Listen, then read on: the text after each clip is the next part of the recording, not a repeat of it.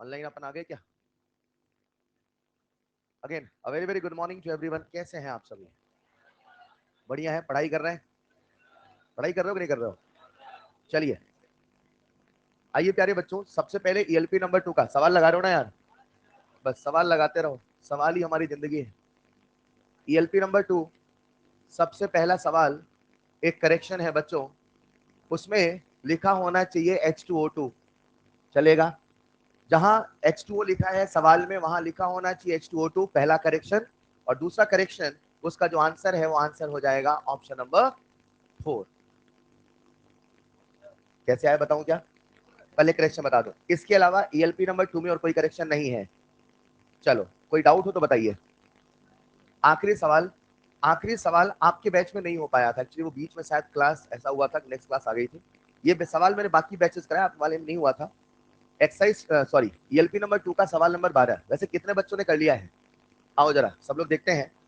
अपने सामने एक रिएक्शन है, ए से बना, बी बी, और यहाँ पे हमें एक एक्सप्रेशन दे रखा है log माइनस da/dt। वैसे तो कुछ बच्चे इसे बिना सॉल्व किए ही कर लेते हैं, उन्हें याद होता है 0.6 किसका लॉग है, लेकिन कभी कभी सवाल जानते हो मजे ले लेता है।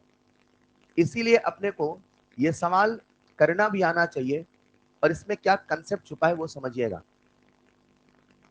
log dv/dt प्लस 0.6, बच्चा ये समझे कि भैया माइनस da/dt है, dv/dt है, मतलब ROD है और ROA है ना?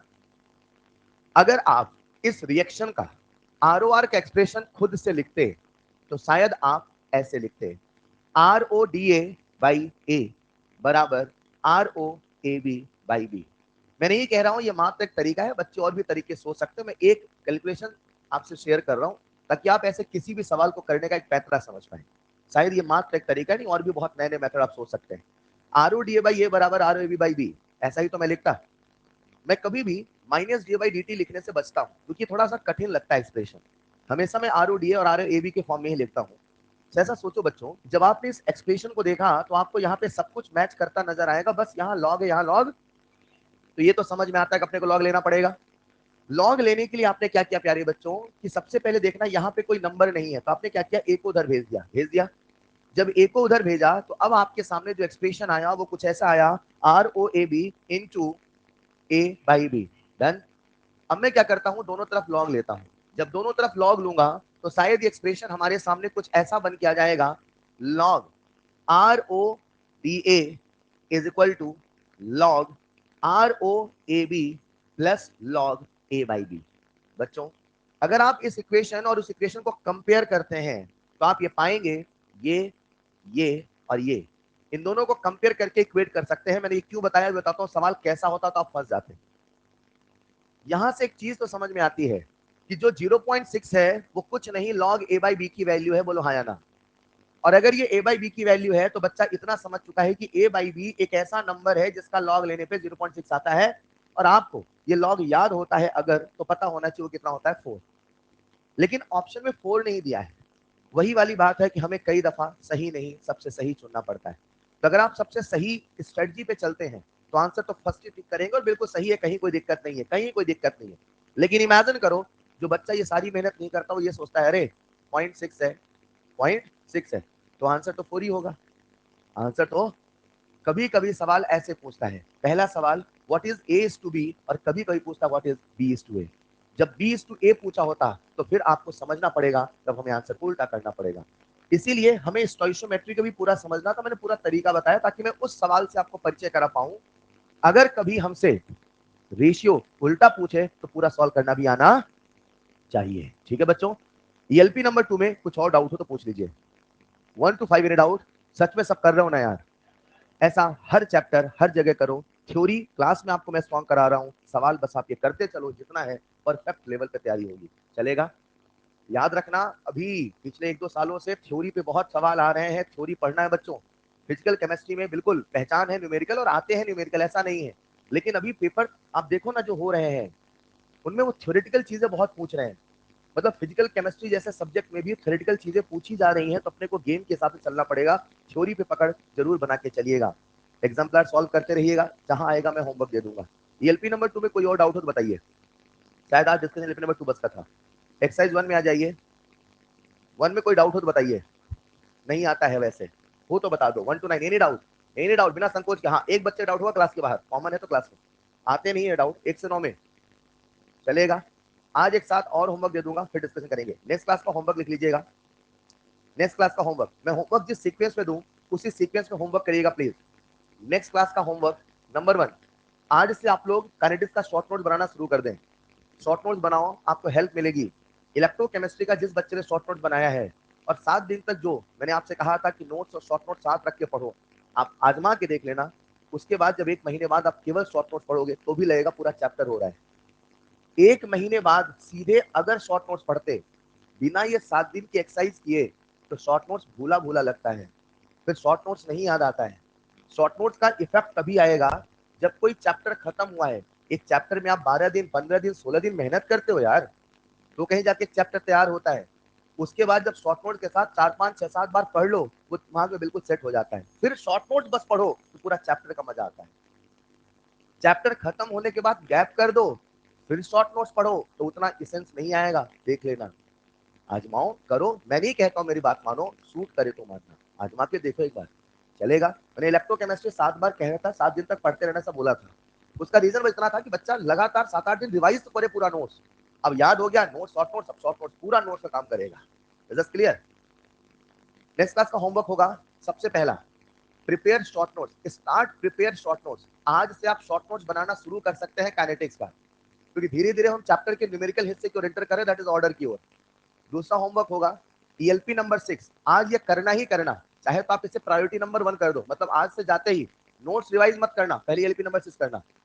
एलपी नंबर 6 पूरा थ्योरी पे बेस्ड है, true false true false true false, उसे प्लीज करना। और कुछ एक अच्छे स्टेटमेंट है तो एलपी नंबर 6 पहले कर लेना, फिर शॉर्ट नोट बनाना शुरू करना।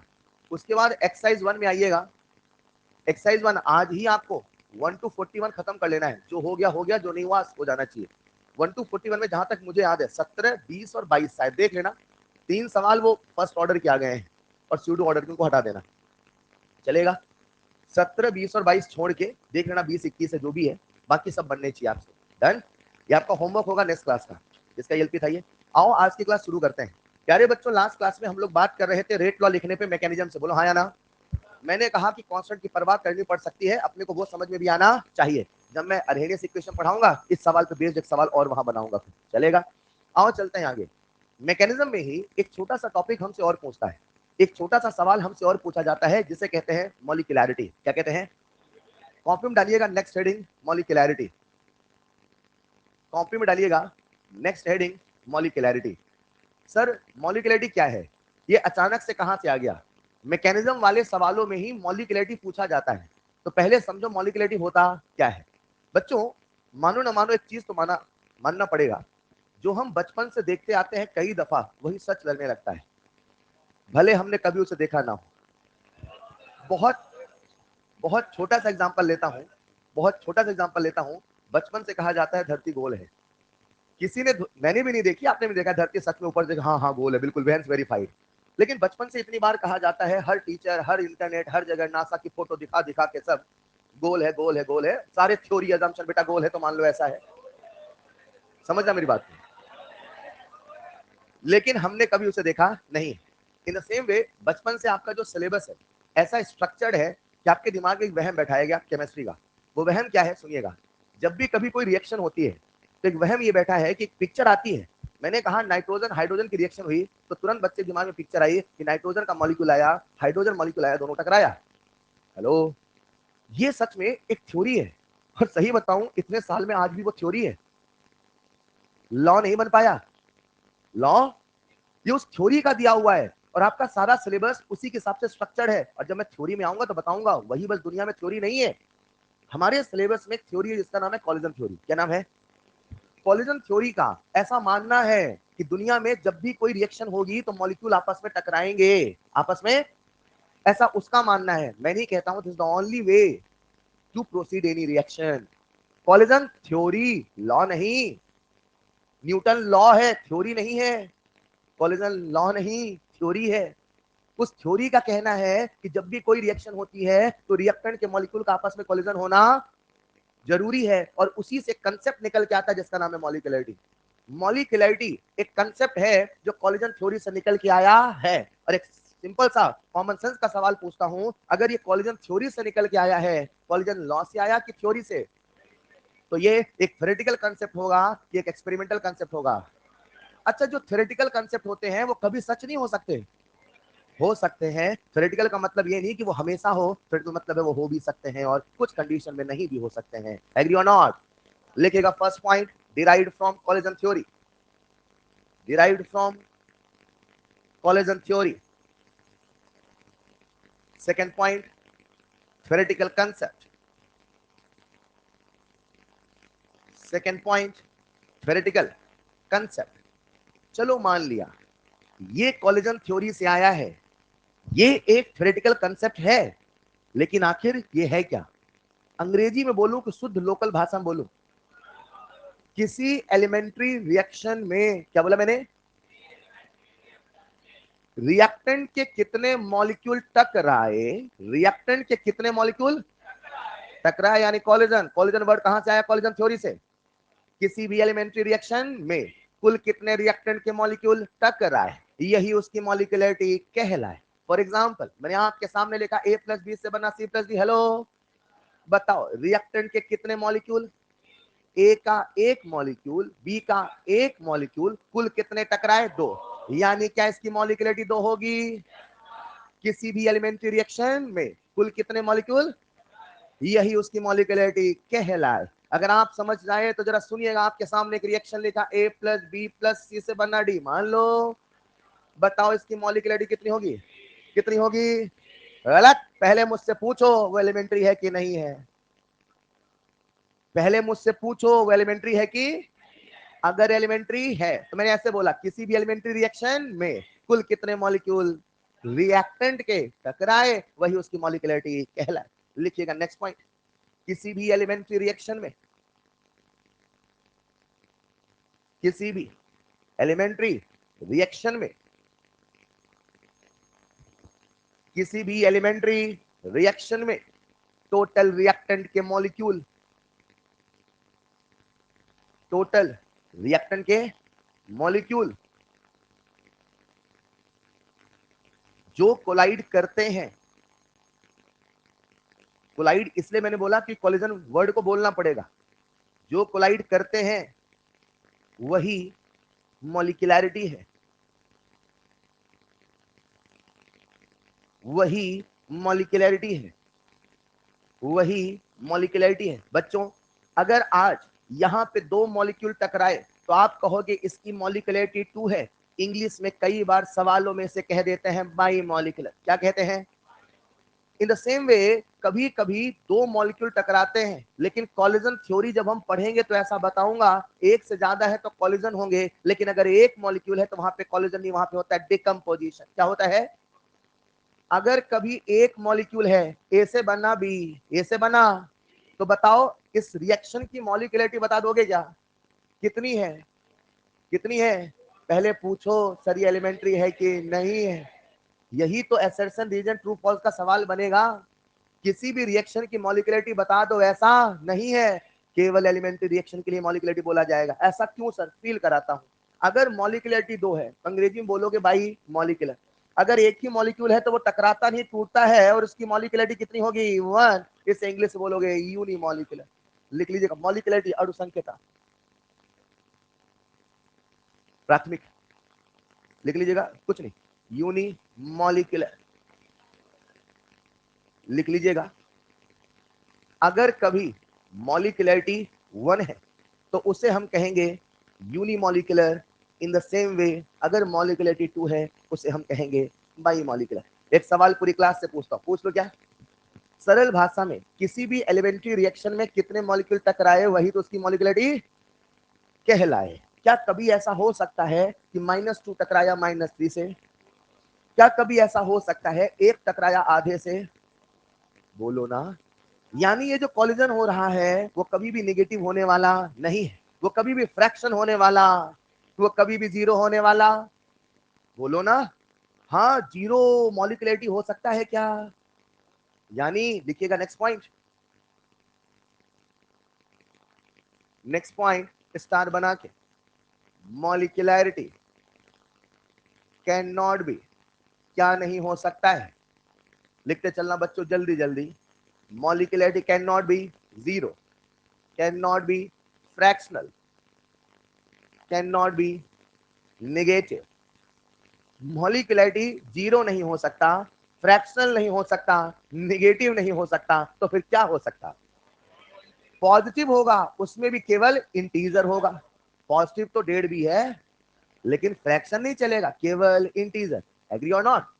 लिखिएगा नेक्स्ट पॉइंट, मॉलिक्यूलैरिटी। अब मॉलिक्यूलैरिटी केवल एम लिखना, molecularity will be positive integral values only, molecularity will be positive integral values only. कितना इंटरेस्टिंग है बच्चों, जरा सुनिएगा। a प्लस बी से बनना c प्लस डी, क्या बोला मैंने? इस रिएक्शन का मैंने रेट लॉ लिखा, r बराबर k इंटू ए की पावर 1 इंटू बी की पावर 1, मान लो। यानी कि रिएक्शन एलिमेंट्री है। एलिमेंट्री बोल के रेट लॉ पूछे बताना, रेट लॉ देख के एलिमेंट्री पूछे, कहना हो भी सकता है और नहीं भी। लेकिन इमेजिन करो ये रिएक्शन एलिमेंट्री है मान लो, तो क्या इसका रेट लॉ यही होगा? क्या इसका ऑर्डर 2 होगा? क्या इसकी मॉलिक्यूलैरिटी भी 2 होगी? यूं तो ऑर्डर कुछ भी हो सकता है, यूं तो ऑर्डर, लेकिन अगर वो रिएक्शन एलिमेंट्री है तो उसका ऑर्डर कुछ भी होने वाला, और वो जो कुछ भी होगा वो मॉलिक्यूलैरिटी के बराबर होगा। सोचो ना यार, सर ऐसा क्यों होता है, क्यों एलिमेंट्री में ही ऐसा बोला जाता है? उसके पीछे का कारण बड़ा सिंपल है, क्योंकि मॉलिक्यूलैरिटी कोई मैकेनिज्म नहीं है, सॉरी एलिमेंट्री की कोई मैकेनिज्म। इधर आता हूं मैं नेक्स्ट स्लाइड में। अगर मान लो मेरे पास एक रिएक्शन है a प्लस बी से बना सी, मान लो ये एलिमेंट्री है मान लो, मतलब सी को कौन बना रहा? ए और बी, यानी इसकी कोई मैकेनिज्म। यानी सच में जो एलिमेंट्री रिएक्शन होती है उसका जो भी प्रोडक्ट है वो उसी रिएक्टेंट से बना है। तभी तो कहते हैं कुल कितने मॉलिक्यूल टकराए, मतलब इसको सच में किसने बनाया? ए और कुल, हाँ या ना? लेकिन अगर वही रिएक्शन एलिमेंट्री है तो उसका रेट लॉ हम ऐसे लिखते हैं, बोलो ना। और रेट लॉ ऐसा है, मतलब ऑर्डर कितना है? 2। मॉलिक्यूलैरिटी कितना होगा? एक लाइन बोलता हूं, बोलना चाहता हूं, बोल दूं क्या? यूं तो ऑर्डर कुछ भी हो सकता है, यूं तो ऑर्डर, लेकिन एलिमेंट्री का ऑर्डर कुछ भी होने वाला, और वो जो कुछ भी होगा वो हमेशा मॉलिक्यूलैरिटी बराबर होगा। किसी भी एलिमेंट्री रिएक्शन का ऑर्डर केवल पॉजिटिव इंटीग्रल वैल्यूज होगा। किसी भी एलिमेंट्री रिएक्शन का ऑर्डर 0 नहीं हो सकता है, क्योंकि अगर ऑर्डर 0 होगा, ये क्या लिखा मैंने, 0 बराबर 0, अगर किसी का ऑर्डर 0 होगा तो मॉलिक्यूलैरिटी को भी 0 होना पड़ेगा, और मॉलिक्यूलैरिटी कभी 0 होने वाला नहीं है।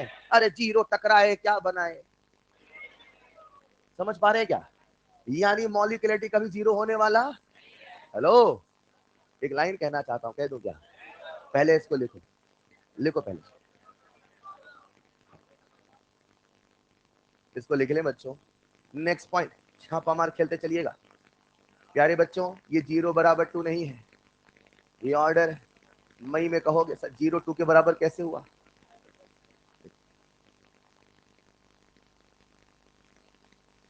अगर कोई रिएक्शन एलिमेंट्री है तो उसका जो भी ऑर्डर है वो मॉलिक्यूलैरिटी के बराबर होगा, हाँ या ना? आप जान के हैरान हो जाएंगे, पहले मत हो बेटा, नेक्स्ट पॉइंट बोलूं, आप जान के हैरान हो जाएंगे। यूं तो मॉलिक्यूलैरिटी 0 होने वाला, निगेटिव होने वाला, देख लिया सबने? यूं तो मॉलिक्यूलैरिटी 0 होने वाला, निगेटिव होने वाला, अगर होगा तो केवल पॉजिटिव इंटीग्रल वैल्यूज होगा। क्या मॉलिक्यूलैरिटी 1 हो सकता है? क्या मॉलिक्यूलैरिटी 2 हो सकता है? क्या मॉलिक्यूलैरिटी 3 हो सकता है? ये कंसेप्ट मॉलिक्यूलैरिटी का कॉलिजन थ्योरी से निकल के आया है, और ऐसा मैं नहीं, कॉलिजन थ्योरी कहती है, अभी मानना पड़ेगा, फील कराऊंगा थ्योरी में, मानना पड़ेगा। उस थ्योरी का कहना है कि मॉलिक्यूलैरिटी 3 हो ऐसा बड़ी मुश्किलों से होता है, और 3 से ज्यादा हो ऐसा ऐसा ऐसा वेरी वेरी रेयर होता है। सुनेंगे सुनेंगे सुनेंगे बच्चों, जो कहने वाला था कह दूं, मॉलिक्यूलैरिटी केवल पॉजिटिव इंटीग्रल वैल्यूज होगा, उसमें भी या तो 1 होगा, या तो मुश्किलों से, बड़ी मुश्किलों से बड़ी मुश्किलों से होना क्या असंभव होना हुआ? यानी मॉलिक्यूलरिटी 3 से ज्यादा इम्पॉसिबल। इम्पॉसिबल क्या है? Very very rare. हाँ या ना? अगर कोई रिएक्शन एलिमेंट्री है, अगर कोई रिएक्शन, तो उसका ऑर्डर कुछ भी होने वाला, क्योंकि वो जो भी होगा मॉलिक्यूलरिटी के बराबर। बोलो ना, उसका ऑर्डर कुछ भी होने वाला। What is the interesting point? उसका ऑर्डर जीरो नहीं है, उसका ऑर्डर नेगेटिव नहीं है। किसका? उसका ऑर्डर फ्रैक्शन नहीं, उसका ऑर्डर केवल पॉजिटिव है। उसमें भी उसका ऑर्डर या तो 1 है, या तो 2 है, या तो 1 है, या तो 2 है, मुश्किलों से 3 है, और बहुत मुश्किलों से 3 से ज्यादा है। नहीं समझे? नहीं समझे? अभी समझाता हूं, लिखिएगा next point. Molecularity, molecularity will be, molecularity will be, ऐसा लिखना। 1 2 3 के नीचे लिखा मैंने रेयर, और ग्रेटर देन 3 मैंने लिखा very very rare. Impossible word नहीं बोला गया है, लेकिन एनसीईआरटी कहता है 3 ही बहुत मुश्किल से है, तो हमें कॉमन सेंस लगाते हैं कि 3 से ज्यादा बहुत रेयर है। तो 7 8 9 10 तो असंभव के जैसा ही हुआ। मतलब बच्चा अब ये ना कहे कि साहब 3 से ज्यादा बहुत रेयर है तो 10 तो हो सकता है, कहीं ना कहीं तो होगा सर। ऐसा नहीं। हम एनसीईआरटी के परिप्रेक्ष्य में रह के सोचे, और मैंने पहले कहा था फिर कह दूं, हमारी जो नीट के आंसर की बनती है हमेशा एनसीईआरटी से बनती है। ऐसा अक्सर होता है कि अगर वही सवाल आईआईटी में आए, वही नीट में आए, दोनों का आंसर अलग हो सकता है, क्योंकि हमारा रेफरेंस हमेशा क्या होता है? एनसीईआरटी। और जितना एनसीईआरटी के दायरे में लिखा है, मैं अपनी केमिस्ट्री की बात कर रहा हूँ खास करके, जितना दायरे में लिखा है हमें उतना ही सोचना है। तो मैंने कहा मॉलिक्यूलरिटी 1 हो सकता है, 2 हो सकता है, मुश्किलों से होगा 3, और बहुत मुश्किलों से ज्यादा होगा, चलेगा। इन द सेम वे अगर मैं आपसे कहूं किसी भी रिएक्शन का जो ऑर्डर होगा वो भी कुछ ऐसे ही होगा, बशर्ते वो एलिमेंट्री होना। अब जो कहने वाला हूं ध्यान से सुनिएगा। तो अगर कोई रिएक्शन एलिमेंट्री है, कैसी है? कैसी है?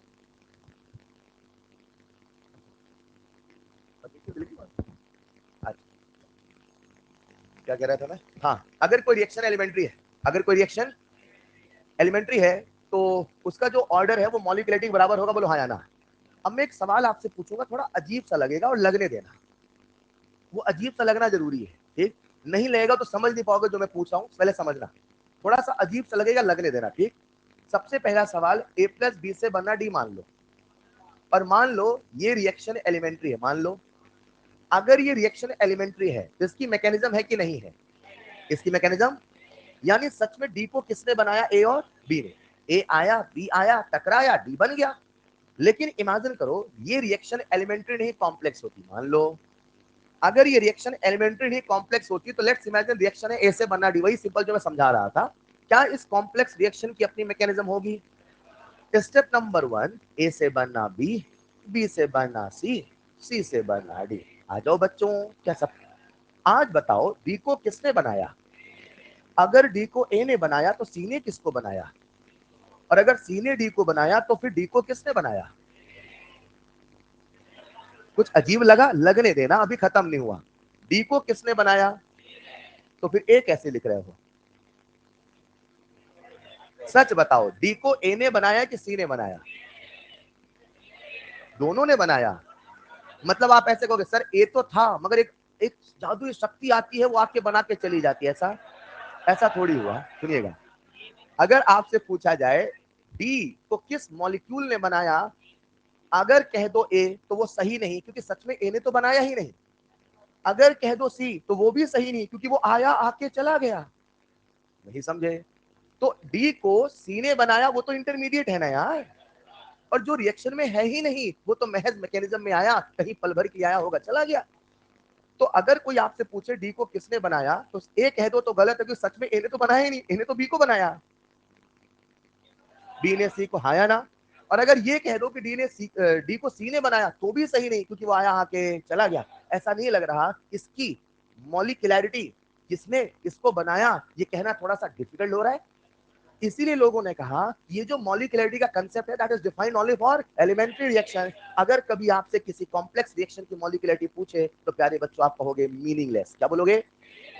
लिटरली एक वर्ड बोला जाता है मीनिंगलेस। मीनिंगलेस मतलब अर्थहीन, मतलब बताना लॉजिकल ही नहीं है, बताना किसी चीज का वहां पे मतलब ही नहीं है। ये वही वाली बात है, आउट ऑफ रेफरेंस है। एक बच्चा जो नीट की तैयारी कर रहा है, उससे पूछो बेटा तेरे मैथ में कितने नंबर आए? क्या मतलब है? मीनिंगलेस है, क्या मतलब है? हाँ या ना?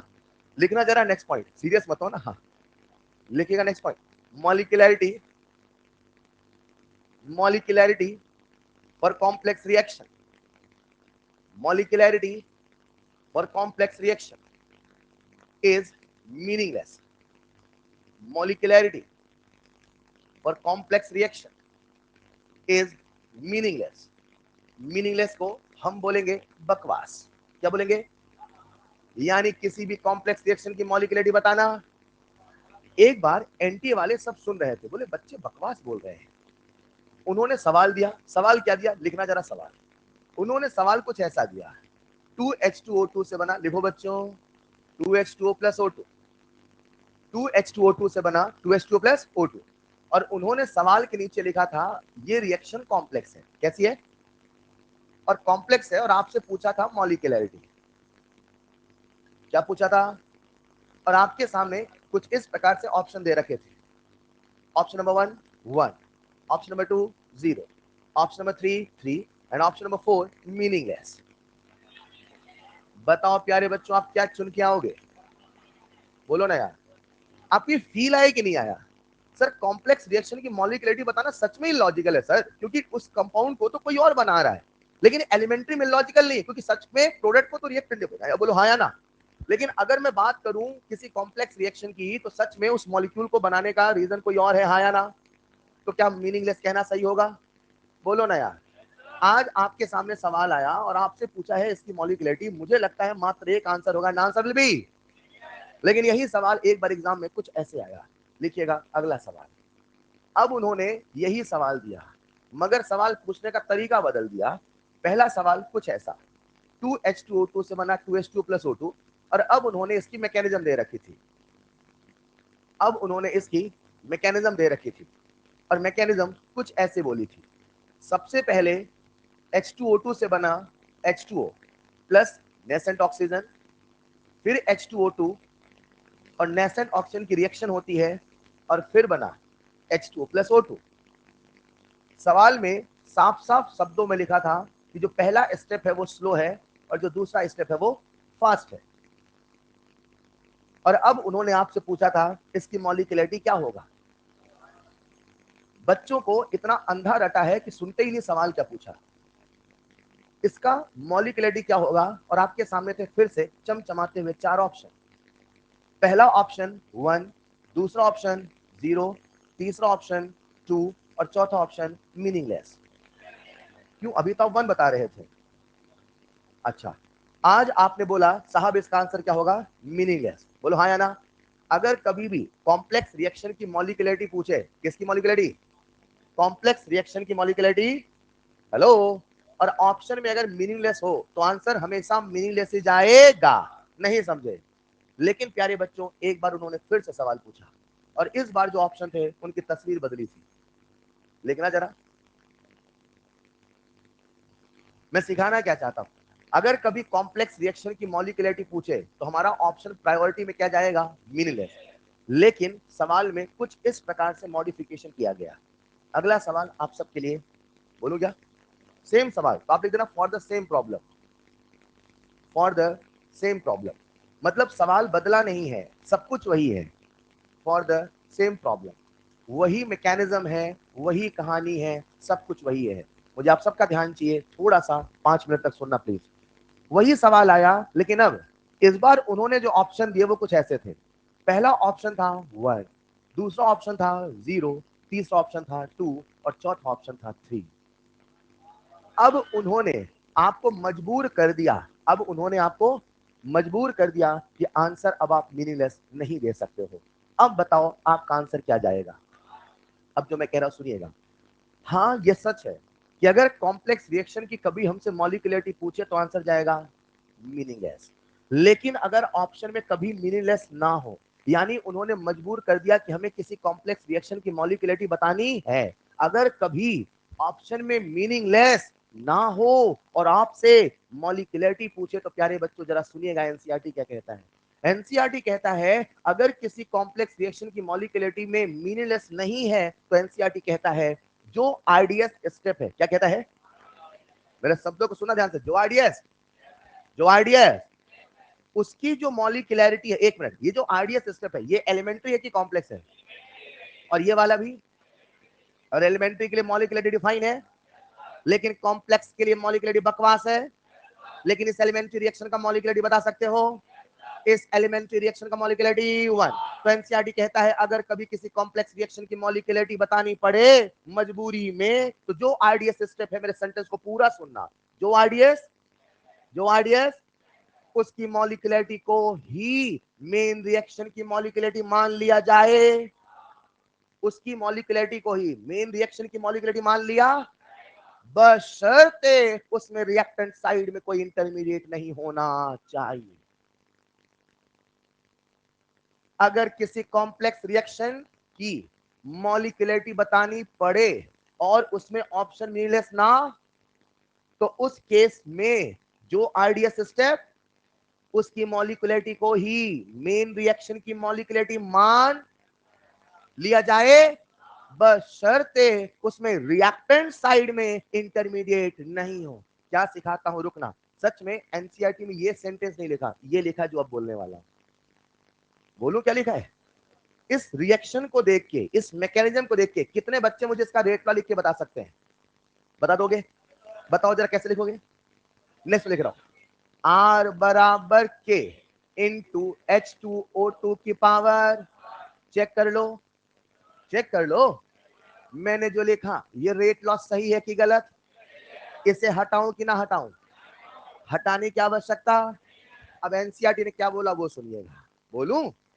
एनसीईआरटी कहता है अगर किसी कॉम्प्लेक्स रिएक्शन की मॉलिक्यूलरिटी बतानी पड़े मजबूरी में, I will not repeat again, याद रखिएगा, अगर किसी कॉम्प्लेक्स रिएक्शन की मॉलिक्यूलरिटी बतानी पड़े मजबूरी, तो उन्होंने कहा जो आरडीएस स्टेप का ऑर्डर होगा वही उसका मॉलिक्यूलरिटी होगा।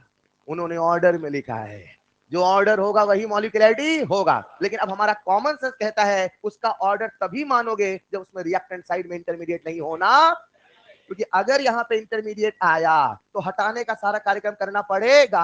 अब ऑर्डर कुछ और होगा और वो मॉलिक्यूलरिटी होने वाला नहीं है। आई होप मेरी बात को समझ पाए।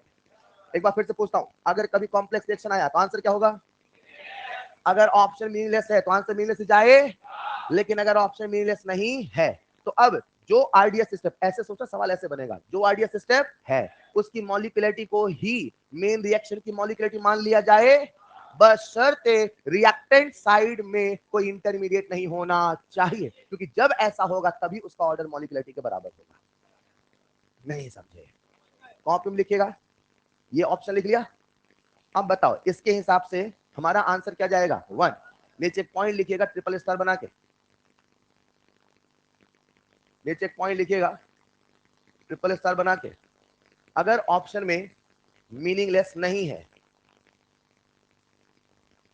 अगर ऑप्शन में मीनिंगलेस नहीं है, किसी के पास ईएलपी है क्या? देना मुझे। अगर ऑप्शन में मीनिंगलेस नहीं है तो तो तो आरडीएस वाले स्टेप की, तो आरडीएस वाले स्टेप की मॉलिक्यूलरिटी को ही, आरडीएस वाले स्टेप की मॉलिक्यूलरिटी को ही मेन रिएक्शन की, मेन रिएक्शन की मॉलिक्यूलरिटी, मेन रिएक्शन की मॉलिक्यूलरिटी मान लिया जाएगा, मेन रिएक्शन की मॉलिक्यूलरिटी मान लिया, मगर कंडीशन है, मगर कंडीशन है। कोई कंडीशन बता पाएगा क्या? रिएक्टेंट साइड में कोई इंटरमीडिएट नहीं होना चाहिए। देख लीजिएगा, रिएक्टेंट साइड में कोई इंटरमीडिएट नहीं होना चाहिए, रिएक्टेंट साइड में कोई इंटरमीडिएट नहीं होना चाहिए। तो नीचे लिखना, इस स्टेटमेंट को, इस स्टेटमेंट को हम ईएलपी नंबर 6 लिखो, इस स्टेटमेंट को हम ईएलपी नंबर 6 क्वेश्चन नंबर 25 से भी सोच सकते हैं। ELP number 6 question number 25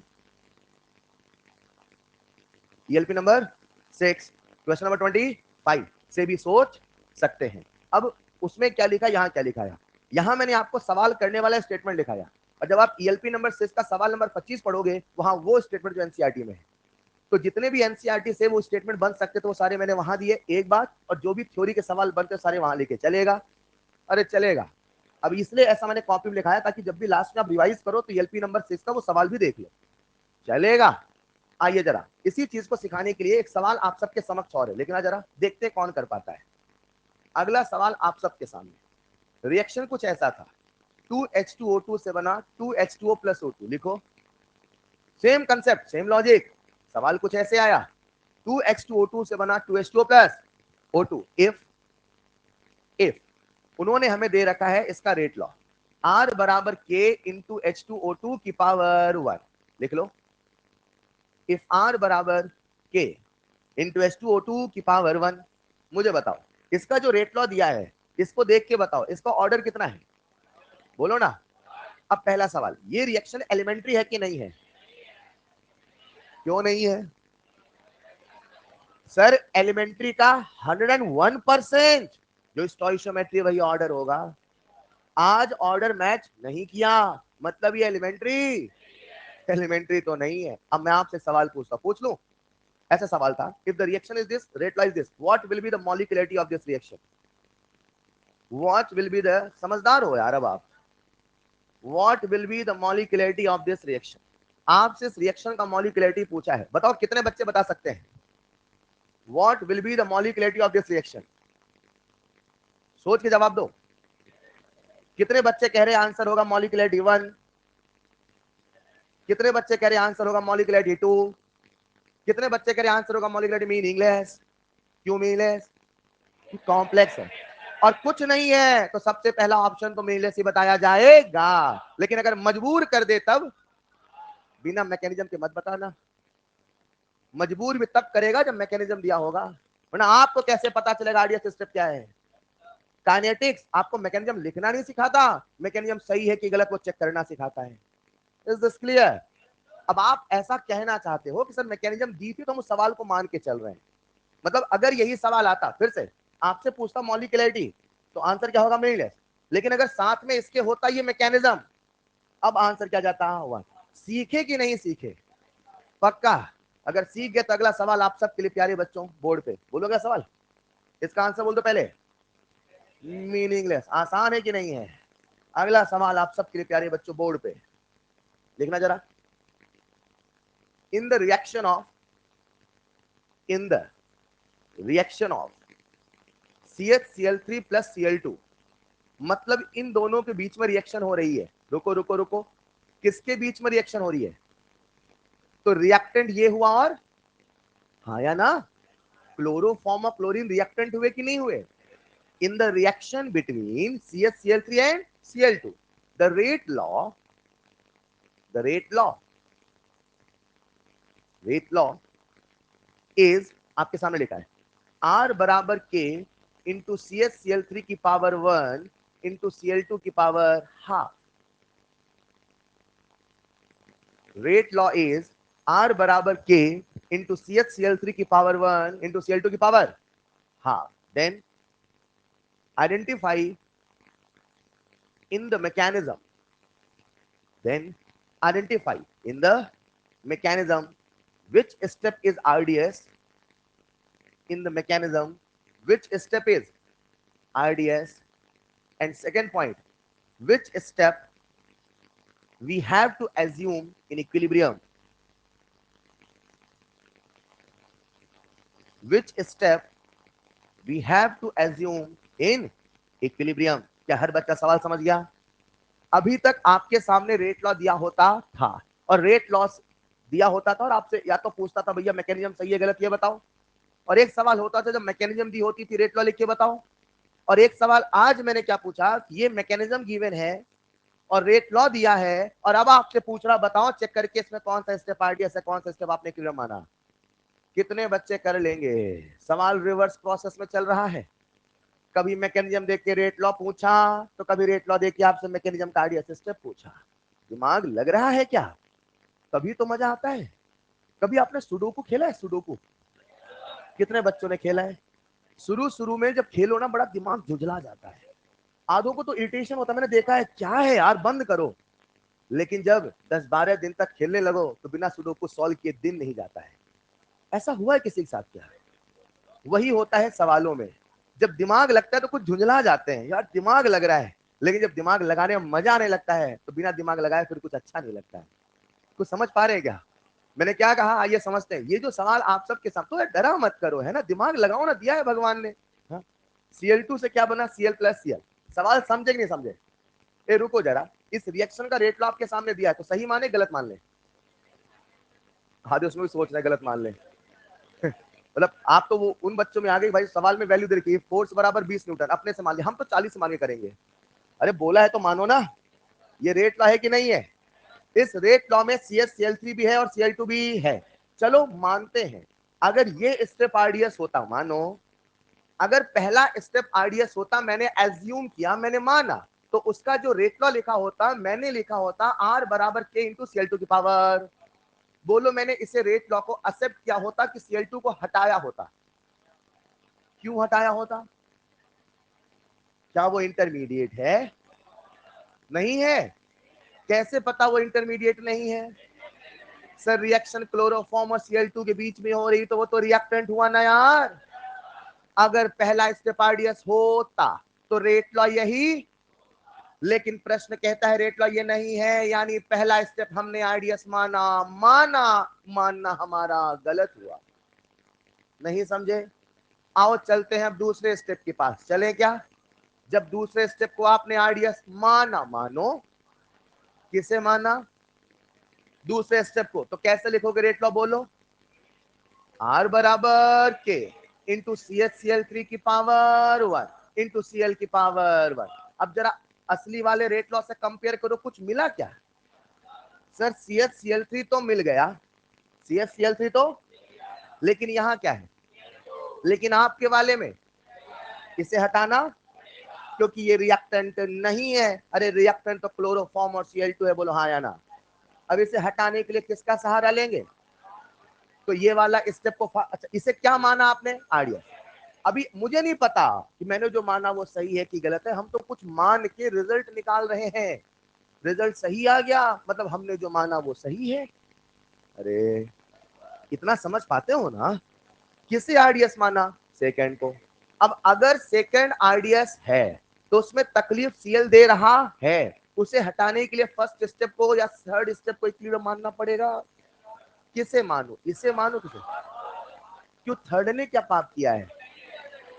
sir third में Cl भी इंटरमीडिएट है और CCl3 भी इंटरमीडिएट है, और वो रेट लॉ में नहीं आ सकता, हाँ या ना?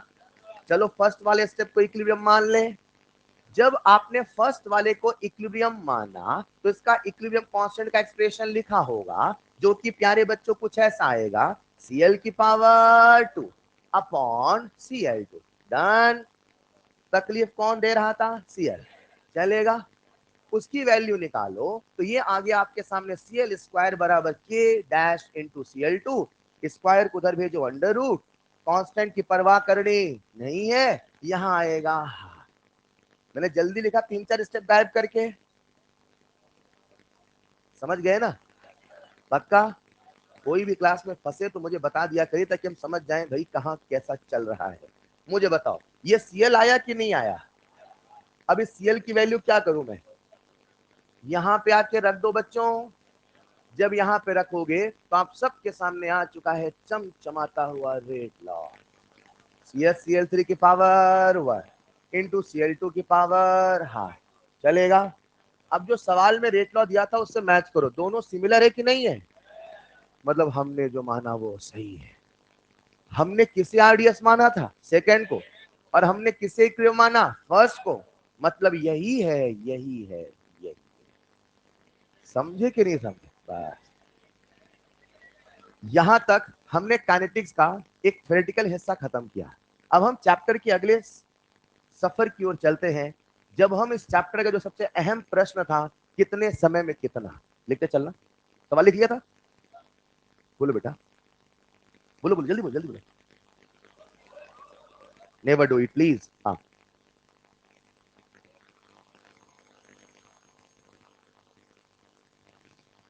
बिल्कुल सही, बिल्कुल सही। अच्छा, एक बच्चे ने मुझसे ये सवाल पूछा, आओ जरा, शायद उस बच्चे का सवाल यही है। उसने कहा सर मान लो ये जो मॉलिक्युलरिटी का प्रश्न आया कुछ ऐसे आया, उन्होंने इसकी मॉलिक्युलरिटी पूछा, मीनिंगलेस, आया ना।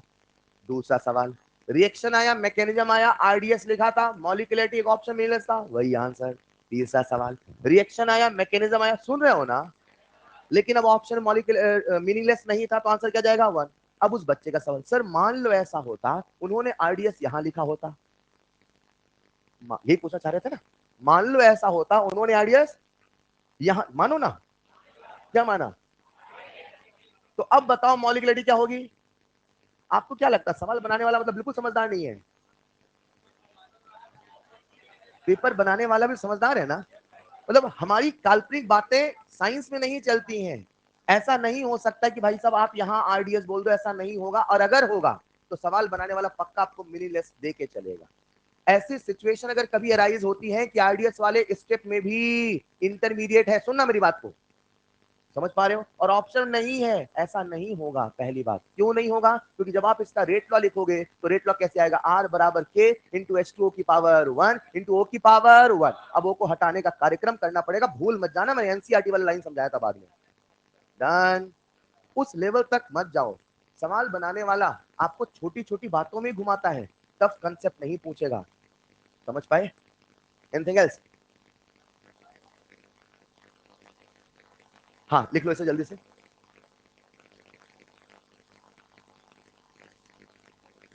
सॉरी,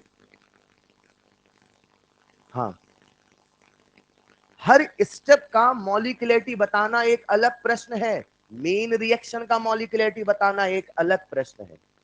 हर स्टेप का मॉलिक्युलरिटी नहीं पूछ रहे हैं, मेन रिएक्शन का। अरे हर स्टेप तो मैकेनिज्म है ना यार। मैकेनिज्म क्या होता है? मैकेनिज्म तो न जाने कितनी, आप ऑर्गेनिक केमिस्ट्री पढ़ोगे अपने से नहीं मैकेनिज्म बनाओगे। मतलब आपने जो कॉपी में लिख दिया, भगवान ने कहा हाँ ऐसे हो जाए, बच्चे ने लिख दिया। मैकेनिज्म तो हमने अपने लॉजिक से बनाया है। हेलो, हर मैकेनिज्म सही हो कोई जरूरी, तभी तो मैं पढ़ा रहा था कि how to check the validity of any mechanism. चलेगा? हाँ, वो बात की बात है, हम जब पढ़ लेंगे कॉलिजन थ्योरी फिर सोचेंगे वो सारी चीज, अभी वो सोचना सही नहीं। आगे बढ़े क्या? यहां तक प्यारे बच्चों हमने एक सफर बात करी, अब चलते हैं चैप्टर के अगले सफर की ओर, जहां मैं आपको बताऊंगा कितने समय में कितना। केमिस्ट्री कितने सवाल थे? 3। सबसे पहला सवाल, क्यों होता है? दूसरा सवाल, कैसे होता है, नहीं कितनी हद तक होता है। तीसरा सवाल, किस रफ्तार से होता है। हमने रफ्तार तो पढ़ा, लेकिन अभी वो सवाल का जवाब नहीं मिला, कितने समय में कितना परसेंट रिएक्टेंट खत्म होगा and so on, right? Copy में डालिएगा next heading, study of various order reactions. Study of various order reaction, study of, वो बेटा सब बताऊंगा लास्ट में, चिंता मत करो सब आएगा। हाँ लिखो, study of various order reactions, study of various order reaction. सबका ध्यान चाहिए, मैं जो पढ़ाने वाला हूं अगले 15-20 मिनट कुछ बेसिक बातें बताऊंगा, सोचने का तरीका बदलूंगा, शब्द क्या बोलने हैं, शब्द क्या सोचने वो सिखाऊंगा। अगर वो नहीं बोलोगे तो फिर आप उन बातों को नहीं समझ पाओगे जो मैं आगे सिखाने वाला हूं। चलेगा? जैसे बोलूं वैसे करिएगा। कुछ बच्चों को लगता है सर ऑर्डर में क्या है, जीरो ऑर्डर है, फर्स्ट ऑर्डर है, कुछ एक फॉर्मूले हमें आते हैं, दैट्स वेल एंड गुड। मैं जो सिखाने की कोशिश कर रहा हूं समझिएगा, हम कैसे पहले उस कंसेप्ट को बोलेंगे ताकि चीजों को समझ पाओ आगे। क्योंकि अभी जो मैं बताने वाला हूं वो अगले सभी लेक्चर को कंट्रोल करने वाला है, मुझे आप सबका ध्यान चाहिए। चलेगा? अब हम क्या करेंगे, एक एक ऑर्डर को पढ़ेंगे। कैसे पढ़ेंगे पहले मेरा फ्लो समझ लो। सबसे पहले मैं आपको पढ़ाऊंगा जीरो ऑर्डर, क्या पढ़ाऊंगा, और फिर मैं आपको पढ़ाऊंगा फर्स्ट ऑर्डर। हो सके तो साथ में लिखते भी चलना। सबसे पहले पढ़ाऊंगा जीरो ऑर्डर, फिर पढ़ाऊंगा फर्स्ट ऑर्डर। हमारी एनसीईआरटी में साफ साफ लिखा है जीरो ऑर्डर फर्स्ट ऑर्डर, लेकिन हम लोग थोड़ा सा छू के निकलेंगे nth ऑर्डर को। ठीक है? हल्का सा इंट्रोडक्शन, हालांकि बहुत जानने की आवश्यकता नहीं है, हल्का हल्का कंसेप्ट टच करेंगे फिर आगे चलेंगे। चलेगा? सबसे पहले पढ़ाऊंगा जीरो ऑर्डर, फिर पढ़ाऊंगा फर्स्ट ऑर्डर, फिर पढ़ाऊंगा nth order. Hello, nth order में ही सेकंड ऑर्डर थर्ड ऑर्डर सबको छू के निकल लेंगे। जब सारे ऑर्डर पढ़ लेंगे तो फिर पढ़ाऊंगा मैं आपको नकली ऑर्डर, क्या पढ़ाऊंगा, यानी सूडो ऑर्डर। अब जब सारे ऑर्डर पढ़ेंगे तो कैसे पढ़ेंगे वो सुनो। कोई भी ऑर्डर पढ़ाऊंगा सबसे पहले उसका मैं जीवन परिचय दूंगा, मतलब इंट्रोडक्शन। उसके बाद मैं आपको बताऊंगा उसका डिफरेंशियल रेट लॉ, क्या बताऊंगा, लिखते रहो बच्चों, मैं लिखने के बाद स्लाइड बदल दूंगा और दोबारा रिपीट नहीं करूंगा। सबसे पहले हम कोई भी ऑर्डर पढ़ेंगे, तो पढ़ेंगे इंट्रोडक्शन, और इंट्रोडक्शन जरूरी है, वहां मैं आपको उस ऑर्डर के बारे में उसकी कुछ कैरेक्टरिस्टिक्स है वो बताऊंगा, जहां छोटी छोटी थ्योरीज होंगी। कोई भी ऑर्डर पढ़ेंगे सबसे पहले इंट्रोडक्शन, फिर पढ़ेंगे डिफरेंशियल रेट लॉ, फिर प्यारे बच्चों हम करेंगे integral rate law. Integral rate law जब ये सब कुछ हो जाएगा तो कुछ छोटे छोटे फॉर्मूले आएंगे, ये ऐसे फॉर्मूले होंगे जिनसे हम सवाल करेंगे, लेकिन इन्हीं फॉर्मूले से कुछ एसेंशियल रीजन भी बनेंगे, सम इंपॉर्टेंट फॉर्मूला। जब सारा फॉर्मूला हो जाएगा, सारा सब कुछ हो जाएगा, फिर अपन बनाएंगे ग्राफ। क्या बनाएंगे? जब सारा का सारा ग्राफ हो जाएगा तो फिर हम शुरू करेंगे सिलसिला सवालों का, दैट इज खेला, न्यूमेरिकल। जब सारे न्यूमेरिकल हो जाएंगे तो फिर लास्ट में आपको बताऊंगा प्यारे बच्चों हमारे आसपास ऐसी कितनी रिएक्शंस हैं जो उस पर्टिकुलर ऑर्डर की उदाहरण है। पढ़ने का सीक्वेंस याद रखिएगा, जब हम जीरो ऑर्डर पढ़ेंगे तो आपका दिमाग सोचेगा अच्छा फिर ये फिर ये फिर ये, फर्स्ट ऑर्डर आते आते बिल्कुल सेट हो जाएगा। सबसे पहले इंट्रोडक्शन, फिर DRL, फिर IRL, and then some important formula, and then graph, and then numerical, and then example. Done है? चलो तो सबसे पहले क्या पढ़ेंगे, लेकिन इंट्रो नहीं, जीरो ऑर्डर। जीरो ऑर्डर में भी फिर फर्स्ट ऑर्डर में सेम सीक्वेंस, nth ऑर्डर में सेम सीक्वेंस, चलेगा? अरे नहीं चलेगा। लेकिन अब जो हम पढ़ने वाले हैं उसके पहले कुछ बेसिक मैथमेटिकल कंसेप्ट कॉपी में लिखिएगा। Next point, some basic concept, some basic concept. अब जो मैं बेसिक कंसेप्ट बता रहा हूं उसमें सबसे पहला बेसिक कंसेप्ट अपना सिलेबस जान लो। क्यों सर, हम जानते नहीं क्या? सबसे पहले अपना सिलेबस जान लो। अगर कभी भी मैं पढ़ाऊंगा जीरो ऑर्डर, क्या पढ़ाऊंगा, तो हमारी जो रिएक्शन होगी वो होगी ए से बनना बी। क्या होगी? हमारी फर्स्ट ऑर्डर भी यही है, nth ऑर्डर भी यही है, सेकंड ऑर्डर यही है, सब ऑर्डर यही है। हम कभी भी a प्लस बी से बनना c ये पढ़ने वाले नहीं है। हम कभी भी 2a से बनना फलाना ढिमकाना ये पढ़ने वाले नहीं है। हमारा सिलेबस केवल केवल सिंगल रिएक्टेंट का है, केवल केवल सिंगल। पहले इसको सेट कर लो, मतलब मैं जितने डेरिवेशन, जितने फॉर्मूले, जितनी बातें बताऊंगा वो केवल तभी तक लागू होंगे। याद रखना, जेई वालों को डबल भी पढ़ाया जाता है, तो कभी सवाल मिल जाए तो अपने सिलेबस नहीं याद रखना। हेलो, क्यों कह रहा हूँ कि बच्चे आके पूछते हैं, वो कहीं इधर पेपर मिल जाएगा। अपने सिलेबस में केवल सिंगल रिएक्टेंट है, सेट है, उसके बाहर जाने की आवश्यकता। एक बात, दूसरी बात, हाँ ए से बनना बी ये हमारा सिलेबस है, ए से बनना 2b ये भी हमारा सिलेबस है, ए से बनना फलाना ढिमकाना, प्रोडक्ट कुछ भी हो जाए उसमें कोई दिक्कत नहीं है, लेकिन रिएक्टेंट एक होगा, याद रखना। डन? इसके बाहर ना फॉर्मूले सोचना, इसके बाहर ना कुछ सोचना, वरना फिर सवाल में ट्रैप हो गए। चलेगा? लिख लेना फर्स्ट पॉइंट। तो बेसिक कंसेप्ट में फर्स्ट पॉइंट आप समझो हम किस बाउंड्री में रह के पढ़ रहे हैं। हमारी बाउंड्री ये है, चलेगा? मतलब मैं जितनी बातें बताऊं इसी में सोचना, कैसे कैसे आएगा सिखाता हूं। बेसिक कंसेप्ट नंबर 1, प्रोडक्ट की स्टोइशियोमेट्री हम बदल सकते हैं, लेकिन रिएक्टेंट की स्टोइशियोमेट्री कितनी होगी? 1। एक से ज्यादा रिएक्टेंट होने पे क्या सोचना है वो भी मैं चैप्टर के आखिरी हिस्से में थोड़ा सा छू के निकलूंगा। समझ पा रहे हैं क्या?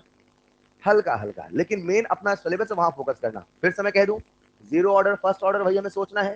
हेलो, लेकिन थोड़ा सा हम nth ऑर्डर का भी इंट्रोडक्शन लेंगे। इन द सेम वे हमारा सिलेबस केवल सिंगल रिएक्टेंट का है, लेकिन जब सारी चीज समझ जाओगे, आप अच्छे से कर लोगे, हल्का हल्का कुछ एक्स्ट्रा केस बता दूंगा। चलेगा? परफेक्ट। हमारा पहला पॉइंट सिलेबस क्या है, सबको क्लियर है? लिख देना, यही हमारा सिलेबस, लिखो पहले वहां, यही हमारा सिलेबस। देखिए, बेसिक कंसेप्ट नंबर 1 चलेगा। बेसिक कंसेप्ट नंबर 2, जब भी मैं कोई ऑर्डर पढ़ाऊं तो कुछ एक शब्दों को बोलूंगा और आपको वो शब्द सोचने हैं। कैसे सोचने बताता हूं, अभी कुछ ही देर में आप बिल्कुल उन शब्दों में परफेक्ट हो जाएंगे। अभी सुनिएगा, चलो नेक्स्ट स्लाइड में। सेकंड पॉइंट, जब भी हम कोई भी ऑर्डर पढ़ेंगे तो बच्चे क्या सोचा, चलो बोर्ड पे आओ। इमेजिन करते हमारे सामने रिएक्शन है ए से बना बी। क्या रिएक्शन? P बराबर 0 पर किसकी कुछ कंसंट्रेशन होगी? बोलो ना। इसकी कंसंट्रेशन हम लोग बोलेंगे ए नॉट। क्या बोलेंगे? ए नॉट को कभी कभी मैं ए भी लिख दूं, चलेगा? मैं मतलब सवाल, सवाल कभी ए लिखेगा कभी ए नॉट, चलेगा? जैसे जैसे समय बीतता जाएगा, जैसे जैसे समय बीतता, हर जगह समय बीतता, मई जल्दी आएगा, सुनिएगा। जैसे जैसे जैसे जैसे समय बीतता, क्या ए में से कुछ चला जाएगा, कुछ बन के आएगा। कैसे जाएगा, कैसे आएगा, सारा खेल स्टोइशियोमेट्री का है, आपको समझ में आएगा। यहां लिखा मैंने a माइनस एक्स, यहां लिखा x। अगर होता 2 तो होता, अगर होता 2 तो होता, नहीं होने वाला सर, यहाँ 2 3 हो सकता है, यहाँ 2 3 होने वाला, वरना हमारे सारे डेरिवेशन बदल जाएंगे, याद रखना। चलेगा, a माइनस एक्स यहाँ लिखा x, कोई दिक्कत? अब समझना, मान लो a नॉट की वैल्यू है 10, मान लो 10 में से 2 चले गए, 10 में से 2, हाँ बेटा मुझे पता 8 आएगा, सुनो ना 10 में से 2 चले गए, बताओ इसमें 10 कौन है? a, 2 कौन है? बहुत अच्छे बेटा, कितना बचा? तो बचा ये है कि ये है पूरा, इस पूरे को हम लोग बोलेंगे 80, क्या बोलेंगे? अब यहाँ पे 3 वर्ड आ चुके हैं, सबसे पहला वर्ड आया a नॉट, फिर आया x और फिर आया 80। चलेगा, a नॉट को कभी कभी हम a भी लिखेंगे, 80 को कभी कभी हम a माइनस एक्स भी लिखेंगे। अब बोलेंगे क्या, वो सुनना, अगर मैं आपसे पूछूं a नॉट क्या है तो क्या बोलोगे? बच्चा अंग्रेजी में कहता है इनिशियल कंसंट्रेशन, मैं इसको बोलूंगा लिया हुआ। क्या बोलूंगा? क्या बोलूंगा? और अगर हम बात करें x की, क्या बात करें, मैं बच्चों से पूछूं x क्या हुआ तो क्या बोलोगे? इसे आप बोलोगे खत्म हुआ। क्या बोलोगे? ऐसा नहीं बोलोगे तो समझ नहीं पाओगे, याद रखना। और अगर मैं आपसे कहूं 80, क्या कहूं 80, तो 80 का मतलब है a, इसे क्या बोलेंगे हम? कुछ बच्चे कहते हैं फाइनल कंसंट्रेशन, कुछ कहते हैं कंसंट्रेशन आफ्टर टाइम टी, ये सब नहीं बोलना, ये सब नहीं सोचना, अपने को बोलना है इसे हम कहेंगे बचा हुआ। बस चलिए, बस बस बस, पहले बोलना सीख लो, लिया हुआ, खत्म हुआ, बचा हुआ। प्लीज प्लीज आ जाऊं टॉपिक पे। अगर आपको बहुत खुशी हो रही तो अपने दांतों तक आने दे, उसे आवाज में क्यों आने दे रहे हैं? बस हंसते रहिए, दांत दिखाते रहिए। हाँ, ये हुआ ए नॉट, इसे हम कभी भी फाइनल कंसंट्रेशन ना बोलेंगे, ना सोचेंगे, ना लिखेंगे। प्लीज हमेशा सोचेंगे अपन क्या, रिमेनिंग। रिमेनिंग सोचोगे, देखना बहुत सारे सवाल आपसे ऑटोमेटिक कैसे बनेंगे बताऊंगा अभी कुछ देर में। फिलहाल this is how we are going to think. चलेगा, लिया हुआ, खत्म हुआ, जब भी एक्स आए हमेशा समझ जाना खत्म हुआ। खत्म कौन हुआ? रिएक्टेंट, यानी एक्स हमेशा किसको रिफर करेगा? रिएक्टेंट के कंज्यूम्ड अमाउंट को। चलेगा, चलेगा। और जब भी लिखूं 80 या a minus x, this is not the final concentration please, वरना सवाल गलत होंगे, बार बार कह रहा हूं, फाइनल सोचोगे न्यूमेरिकल गलत होंगे। आपको सोचना है रिमेनिंग, आपको सोचना है बचा हुआ। चलेगा, लिखेगा नेक्स्ट पॉइंट। अच्छा, लिखते लिखते एक सवाल और पूछ लेता हूं, यार हम लोग वो रेट पढ़ के आए क्या? अभी रेट के 3 फॉर्मूले थे क्या? Delta N by delta T, delta C by delta T, delta P by delta T. Online वालों, आज तो कुछ लिखा ही नहीं आप लोगों ने यार, सो गए क्या? अच्छा जग रहे हो, ठीक है ठीक है। ये यस सर किस में था, ऑनलाइन वालों में कि सो गए में?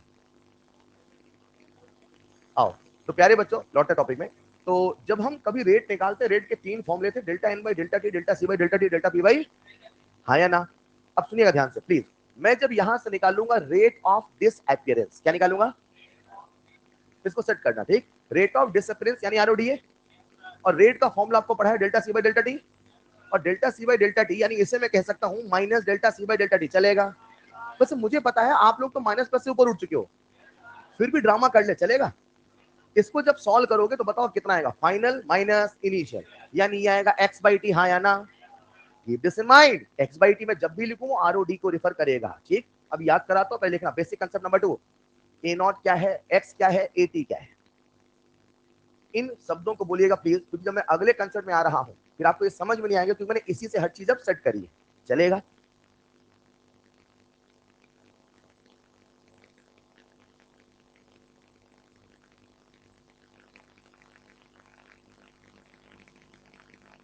लिख लिया होगा सबने? अच्छा, अब बाकी बच्चे जो लिख ले वो ये ना सोचे हम जिम जीत गए, वो रिवीजन करते रहे। पहला पॉइंट क्या था? हाँ हम जीत गए भाई साहब, यस मैंने लिख लिया। रिवाइज करते रहो बेटा। हाँ, पहला हमारा सिलेबस क्या क्लियर है? दूसरा A not A T X done है। आओ चलते हैं कंसेप्ट नंबर 3 की ओर। चलो नेक्स्ट स्लाइड में। अगर कभी भी मैं प्यारे बच्चों ऐसे लिख दूं, कैसे लिख दूं? ऐसे टी, ये टी का मतलब क्या है? अच्छा, और इस वाले टी का मतलब? आधों को यही नहीं पता चला, ये है मिनट में, ये है आवर्स में, है ना? जब भी कैपिटल टी लिखा जाए इन जनरल वो टेम्परेचर होता है, और जब भी स्मॉल टी लिखा जाए वो टाइम होता है। अगर मैं आपके सामने लिख दूं प्यारे बच्चों टी और नीचे लिख दूं एक्स, क्या लिख दूं? रुको रुको रुको, अभी एक्स का मतलब बताया था, एक्स का मतलब खत्म, केवल एक्स है उसका मतलब खत्म हुआ। लेकिन अगर लिखा है टी एक्स तो आप ऐसे पढ़ोगे, ऐसे सोचोगे, वो समय बताओ। क्या सोचोगे? मतलब जब भी लिखा हो टी एक्स तो आपको सोचना है वो समय, वो समय जब रिएक्टेंट का, प्लीज सुनिएगा, जब रिएक्टेंट का, ध्यान देना बच्चों, जब का एक्स अमाउंट खत्म हुआ, जब रिएक्टेंट का एक्स अमाउंट खत्म हुआ। अगर आप मेरी बात को समझ पा रहे हो तो एक सवाल मैं आपसे पूछना चाहता हूं, पूछ लो क्या? मैंने आपके सामने प्यारे बच्चों लिखा टी हाफ, तो कैसे पढ़ोगे? वो समय बताओ जब रिएक्टेंट का हाफ अमाउंट खत्म हुआ। परफेक्ट, चलेगा। अगर मैंने लिखा टी 3/4 तो क्या बोलोगे? वो समय बताओ जब रिएक्टेंट का 3/4 खत्म हुआ। अगर कोई बच्चा इस तरीके से नहीं सुना तो जब मैं ग्राफ वाले सवाल कराऊंगा ना, आधे यही पूछते रहते हैं, सर आपने कैसे 3/4 लिखा, कैसे 1/4 लिखा। लिसन केयरफुली, एक एक चीजें आगे चल के एक बड़े कंसेप्ट को बनाने वाली है। अगर मैं टी के नीचे लिखूं तो वो एक्स को रिप्रेजेंट करेगा, उल्टा जो भी टी के नीचे लिखा है वो एक्स ही है। नहीं समझे? मतलब अगर कभी मैंने ऐसे लिख दिया T2/3, T3/4 तो बच्चा समझ जाए कितना खत्म हुआ। यानी ये किसकी वैल्यू है? AT है कि A0 है कि X है? X है। डन, चलेगा। लिखिएगा नेक्स्ट पॉइंट, TX वो समय बताओ। आप चाहे तो मैसेज वाली इंग्लिश में लिख लो, लगेगा इंग्लिश में लिखा है, ऐसे लिख सकते ना बेटा। देखो बेटा, वो समय बताओ, बिल्कुल इंग्लिश लग रहा है, देख लो, लिख लिया होगा। कितने बेसिक कंसेप्ट हो गए? 3। पहला कंसेप्ट क्या था? हमारा सिलेबस क्या है। दूसरा कंसेप्ट क्या था? A0, AT एंड X, चलेगा। तीसरा कंसेप्ट क्या था? अगर कभी लिख दो TX तो क्या चलेगा। आइए चलते हैं फोर्थ कंसेप्ट की ओर। फोर्थ कंसेप्ट में आपको एक छोटा सा मैथमेटिकल खेल खेलना है। सब लोग बोर्ड पे आइए। मैंने, आप जो लोग नहीं लिख पाए वो लिखना छोड़ दो, कोई दिक्कत नहीं बेटा। मान लेते हैं हमारे सामने इनिशियल कंसंट्रेशन था 100, कितना था? मान लो 100 में से 50 खत्म हुआ। सुनिएगा ध्यान से, ये प्रैक्टिस करेंगे तो ही हम आगे फ्लो में चल पाएंगे। ये बार बार नहीं समझा पाऊंगा, और फिर कुछ बच्चे जो कैच करेंगे चलते रहेंगे, और कुछ करेगा केवल मैं नंबर बोल रहा हूँ, क्यों ऐसा बोल रहा हूँ। प्लीज लिसन केयरफुली, चलेगा। अगर इनिशियल कंसंट्रेशन 100 है, कितना है? 100, और मान लो 100 में से 50 खत्म हो गए, मान लो, तो कितने बचे? 50। ये जो मैं नीचे लिख रहा हूं ये खत्म हुआ नहीं है, ये है बचा हुआ। यानी ये A0 है कि X है कि AT है? AT है। इन सिंबल में पहले बोलना सीखो, क्योंकि हम आगे सारे रिलेशन इसी सिंबल में निकालेंगे, चलेगा। चलो, कितना लेके चले थे? 100, कितना बचा? 50। अब 50 में से आधा और खत्म हो गया। एक मिनट, ये खत्म हुआ कि बचा हुआ? कितना लेके चले थे? 100, कितना बचा? 25। 25 का आधा 6.25। इसे बच्चे को ऐसे भी सोचना आना चाहिए, 12.5 का आधा यही होगा ना। इसे बच्चे को ऐसे सोचना भी आना चाहिए और ऐसे भी आना चाहिए। 1 का आधा, हाफ का आधा, आधा बेटा का आधा, का आधा। बच्चे को ऐसे भी सोचना आना चाहिए और बच्चे को ऐसे भी सोचना आना चाहिए। अगर उसे मैं 100 ना कहता, अगर उसे मैं 1 ना कहता, तो मैं कहता A0। क्या कहता? A0, that is the initial concentration, अपनी लोकल भाषा में लिया हुआ। A0 का आधा बोलो A0/2, का आधा बोलो A0/4, का आधा बोलो A0/8, का आधा बोलो A0/6। ऐसी मैं बहुत लंबी सीरीज बना सकता हूँ, लेकिन अपने मॉड्यूल में जो सवाल है वो यहाँ तक है। नीट में तो यहीं तक काम चलता है, लेकिन अपने को यहाँ तक सोचने की आदत होनी चाहिए। थोड़ा थोड़ा लेवल ज्यादा रख रहे हैं, बस ये वाली बात है, चलेगा। आओ जरा सब लोग बोर्ड पे। प्यारे बच्चों, इमेजिन करते हैं 100, अच्छा 100 में जितने भी नंबर आते हैं वही परसेंट बन जाते हैं। एक बच्चे के 100 में 30 नंबर आए, कितने परसेंट? सॉरी, वो बच्चे आप थे तो आपके आए 100 में 99, कितने परसेंट आए? 99। चलेगा। इमेजिन करते प्यारे बच्चों, 100 में से ये जो लिखा है ये खत्म हुआ है कि बचा हुआ? यानी इधर जो लिखा हुआ है इसे मैं रिप्रेजेंट कर देता हूं बचा हुआ, यानी मैं सिंबॉलिकली बोलूंगा 80। This is not the final consultation, please, this is the remaining consultation. शब्दों से ज्यादा कंसेप्ट सीखना, वरना कंसेप्ट चले जाएंगे, शब्द बोलने में और कोई साथ में नहीं आएगा, याद रखना। आना जरा, आप सबका ध्यान चाहिए, जो 80 है क्या वो रिमेनिंग कंसल्टेशन है? हाँ थोड़ा थोड़ा मस्ती चलेगा, पर ये नहीं मस्ती करते जा रहे हर बार 80 बच्चा बच्चा वही बोल रहे हैं, कंसर्ट में भी आओ यार। हाँ नहीं एक बार हो गया, मतलब इतना एक बार हो गया, दो बार हो गया, ठीक है भाई साहब, अच्छा मस्ती कर ली, अब पढ़ने भी लो थोड़ा सा, है ना। आओ ये हो गया, ये जो है हमारे सामने, यही तो कर रहे हो आप यार, है थोड़ा हंस लिया, पढ़ाई कर लो। हाँ ठीक है, सीखे क्या?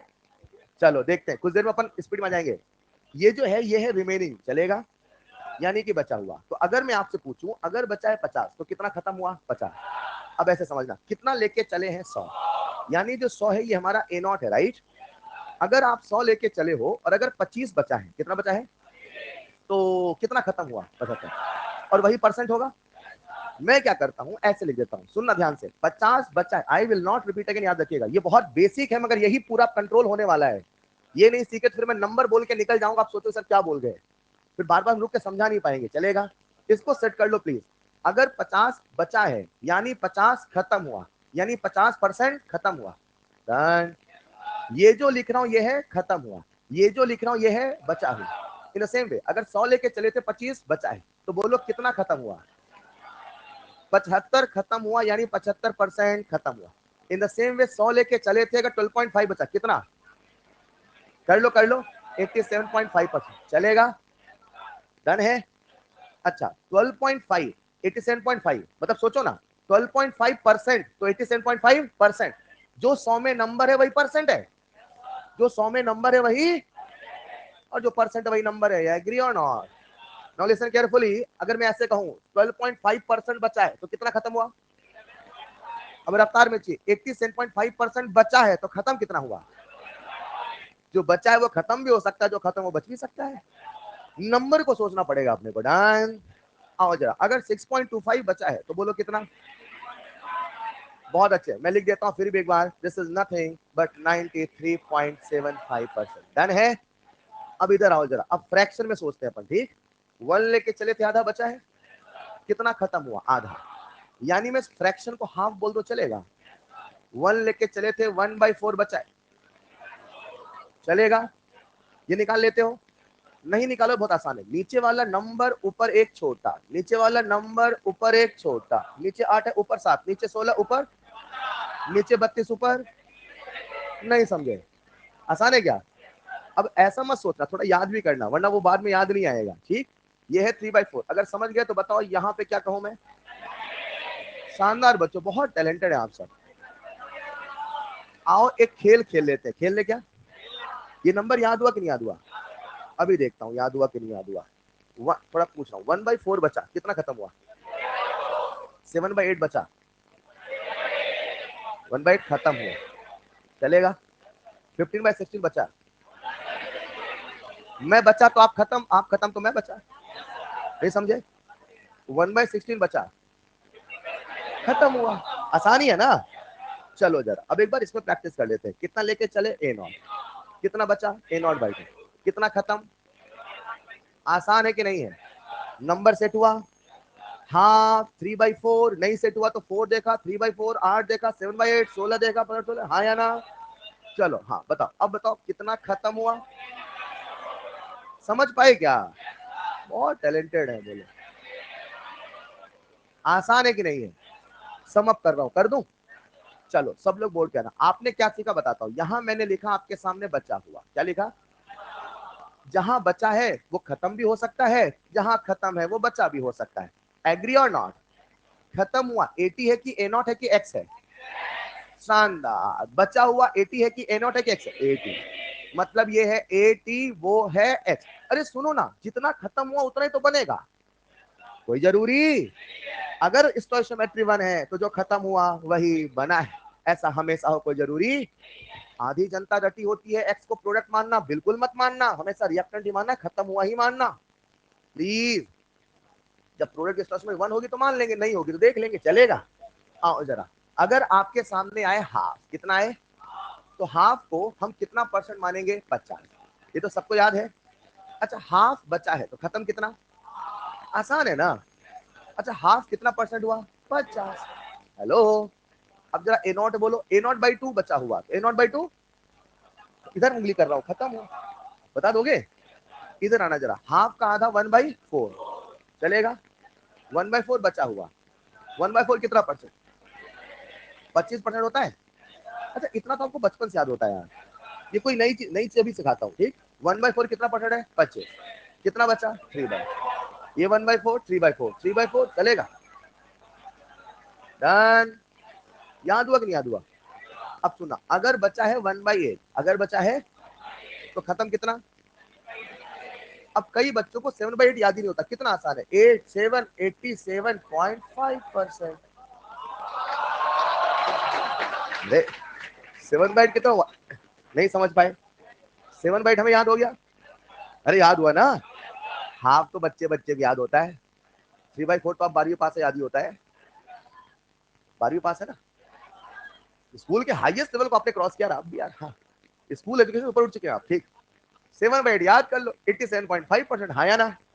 आइए जरा, अब अगर वो 87.5 है, एक बार 100 में से माइनस कर लो, सबको याद है क्या। अगर किसी बच्चे को नहीं याद हो ना, एक बार अभी वो क्लास में काम कर ले, एक बार 100 में से 87.5 को माइनस कर दो, करो तो सही, जिसको नहीं याद हो रहा है ना, हमेशा याद हो जाए तो कहना, आधे तो माइनस भी उल्टा पुल्टा करते हैं। 100 में से 87.5 माइनस कर लो एक बार, जिसको नहीं याद हो उसके लिए कर लेना, आपको याद जाएगा परमानेंट। फिलहाल ये हो गया, अब आखिरी बच रहा है, तो आखिरी यहाँ पे आया 15/16 चलेगा, और यहाँ पे आया 1/16, अब 15/16 कितना होगा, 93.75%। एक ही तरफ लिखा होता है तो मजा आता है, अभी क्या स्लाइड मुझे अलग लिखना पड़ा, वरना आप इससे सीधे रिलेट कर लोगे, अब यहाँ जगह कारण मुझे अलग अलग स्लाइड लिखना पड़ा, अदरवाइज मैंने ऑलरेडी लिखा था 93.75, हाँ या ना, हाँ या ना। और अगर 93.75 ये है तो दिमाग लगाओ, बस 1 मिनट प्रैक्टिस करेंगे, फिर आप देख लेना, रुकना एक बार ध्यान से नंबर देख लो, बिल्कुल ध्यान से देख लो, देख लिया, पूछ लो पहले बेसिक सवाल, 3/4 कितना परसेंट, 7/8 याद हो गया ना, कठिन था, इससे ज्यादा हम जाएंगे नहीं नीट में, 15/16 भी याद कर लो, अच्छी बात है। अच्छा 7/8 कितना हुआ, 87.5, 1/8 चलेगा, 15/16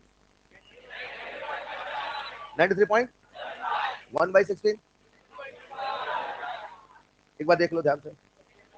अब खेल खेलेंगे, आराम से आंसर बोलना, ताकि हर बच्चा एक बार रम जाए, बस 1 मिनट लूंगा, ठीक, और ये बाकी सब फिर अपन टॉपिक में शुरू करेंगे। सुनिएगा एक बार, मान लो एक रिएक्शन है, उसमें रिएक्टेंट 1/4, जो पूछो वो बताना, बस सुनना पहले, समझ पाए ना, उसमें रिएक्टेंट 1/4 बचा है, उसमें reactant 1/4, what is the value of x, समझ पाए। अब समझना, मुझे उस नंबर को रिलेट करना है, 1/4 बचा है, मतलब 1/4 80 है, मतलब 3/4 खत्म हुआ, यानी x की वैल्यू 3/4 है। अब माइंड को बस फास्ट प्रोसेसिंग करना है, बस चलेगा। अगला सवाल, एक रिएक्शन है, उसमें रिएक्टेंट 12.5% बचा है, मन में सोच लो आराम से, 12.5% बचा है, 12.5%, what is the value of x, 7/, कितना परसेंट खत्म हुआ, क्लियर है, नहीं क्लियर है, पूरी क्लास चल रही है ना साथ में। अगला सवाल, एक रिएक्शन है, उसमें रिएक्टेंट, उसमें रिएक्टेंट 6.25% खत्म हुआ, उसमें रिएक्टेंट, मन में सोचो, उसमें रिएक्टेंट 6.25% खत्म हुआ, सेट है। अब पूछूंगा सवाल, वैल्यू मैंने बोल दी 6.25%, कौन, रिएक्टेंट, चलेगा। पहला सवाल, परसेंटेज में एक्स की वैल्यू,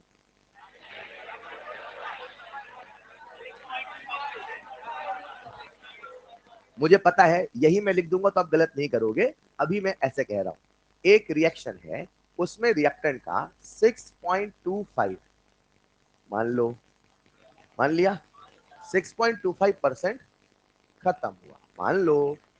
अब शायद हर बच्चा सोच पाएगा, हवा में कई बार हवा हो जाता है, 6.25, हाँ हवा हवा है ना, 6.25% खत्म हुआ। पहला सवाल, what is the value of x, x की वैल्यू फ्रैक्शन में, डन, कितना बचा है, फ्रैक्शन में 15/16, परसेंटेज में, बहुत अच्छे। अब बताओ मैं टी क्या लिखूं, टी 15/16 लिखूं कि टी 1/16 लिखूं? कितने कह रहे हैं टी 15/16 लिखूं? थोड़ा थोड़ा गेम कठिन हो रहा है, तभी मैंने कहा सुनना ध्यान से। 15/16 खत्म हुआ, 1/16 खत्म हुआ, जो भी टी के नीचे लिखते हैं वो खत्म हुआ। नहीं समझे? तो बोलो कितना खत्म हुआ? 6.25।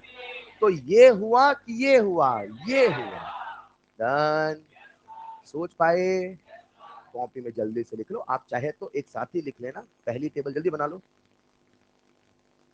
जल्दी से। अभी थोड़ा थोड़ा रिहर्सल किया, जब कल जीरो ऑर्डर पढ़ना शुरू करेंगे, कल क्यों आज ही पढ़ लेते हैं, सबको समझ में आ जाएगा। अरे परिचय तो दे दूं कवि का।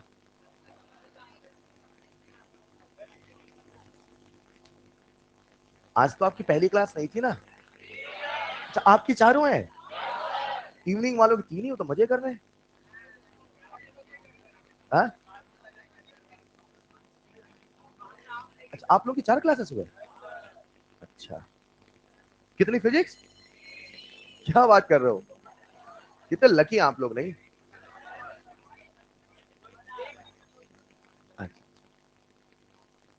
अच्छा, 3 फिजिक्स और 1 फिजिकल।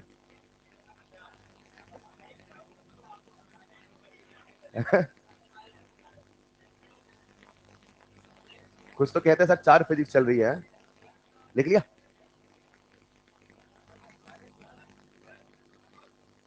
अब इसको लिख लो, अभी बैक करता हूं। आपके पास है 10 सेकंड।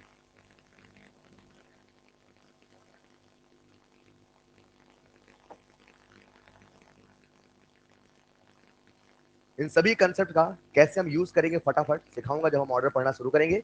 लेकिन जब भी कोई ऑर्डर होगा, सबसे पहले इंट्रोडक्शन। इंट्रोडक्शन समझना भी जरूरी है। वही वाली बात है कि थ्योरेटिकल पॉइंट को कवर करते हुए न्यूमेरिकल पे भी कमांड बनाना है। लिख लिया होगा? जो लोग पहली स्लाइड में लिख पाए थे, थोड़ा बैक करूंगा। तो खुद से लिख सकते हो आप। आधा आधा आधा उधर नंबर लिखो, इतना क्या सोचना है। सबने फीस जमा करी बेटा, इसे लिखो जल्दी से। लिख लिया होगा? अभी बदल दूं? नेक्स्ट स्लाइड कर दूं? लास्ट में स्पीड आपकी बढ़ जाती है ऑटोमेटिक। नहीं?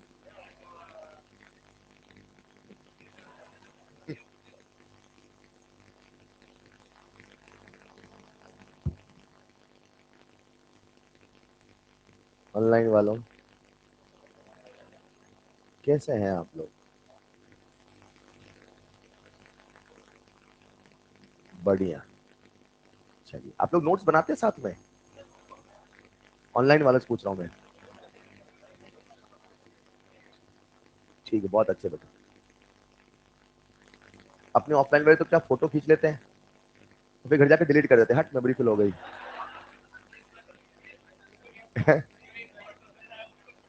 अच्छा अच्छा, ऐसा करते मतलब आप हैं? मेरा गेस गलत नहीं था। बोलो अपनी फोटो रखे कि नोट्स की फोटो है? लिख लिया होगा सबने? नेक्स्ट पॉइंट से लिखना, बस हो गया। अच्छा वो बच्चों, आप लोग तो कम से कम बना लेते हैं।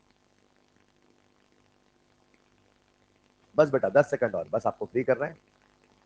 तो कल से हम जीरो ऑर्डर पढ़ेंगे फटाफट, first order and so on. चलेगा? सीक्वेंस बता दिया, introduction, DRL, IRL, numerical graph, semi important formula, graph, numerical और फिर लास्ट में एग्जांपल। ठीक है? इस तरीके से सारे ऑर्डर खत्म करेंगे और आज से आप शॉर्ट नोट बनाना शुरू कर दे प्लीज।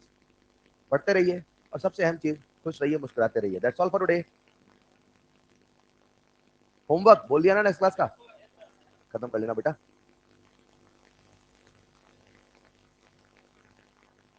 आपका फंडे वंडे होना बंद हो गया?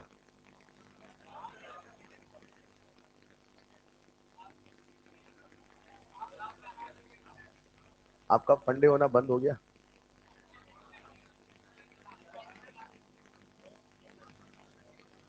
मैनेजमेंट लगा आपको फंडे की आवश्यकता नहीं, आप ऐसे खुश रहते हैं सब। चलिए बंद कर दो इसे। 10 सेकंड, सब लोग साथ चलेंगे ना? चलिए, बहुत अच्छा, बहुत अच्छे कर रहे हैं और आप सब बहुत बढ़िया कर रहे हैं। बंद कर दो इसे।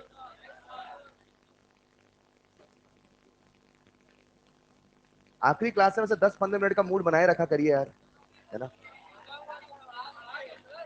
वो तो आपने आज मुझे 4 क्लास बोल के थोड़ा इमोशनल कर दिया, वरना एक्स्ट्रा तो मैं लेता ही। मुझे लगा 3 क्लास है इनकी। कोई दिक्कत नहीं, कल से 10 मिनट एक्स्ट्रा का मूड बना के बैठे रहा करती, 10 मिनट चलता है। बंद कर दूं इसे?